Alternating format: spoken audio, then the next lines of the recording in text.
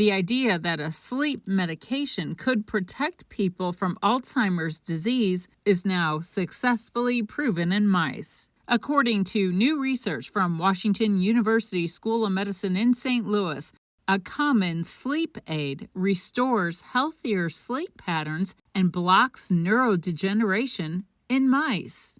Dr. David Holtzman, a distinguished professor of neurology at WashU, and his team were among the first to identify the connection between poor sleep as a risk factor for Alzheimer's disease and the buildup of proteins such as amyloid and tau. They had shown that sleep deprivation makes this buildup of harmful proteins worse. In their latest study, senior author Dr. Holtzman and his team show how the sleep drug Lemborexant protects mice from brain damage caused by the protein tau in neurodegenerative diseases such as Alzheimer's disease. Seen here are cross-sections of brain tissue from 2 mice genetically prone to tau accumulation. There's a difference in the part of the brain important for memory, with the treatment protecting and preserving the brain on the right compared to the left side of the screen without treatment. Lemborexant reduced the inflammatory brain damage tau is known to cause. There is less buildup of tau protein tangles and less nerve cell death associated with Alzheimer's disease. With more research, the findings may one day translate to humans, treating or preventing damage caused by the buildup of tau. In a WashU news release, Holtzman says they are hopeful this finding will lead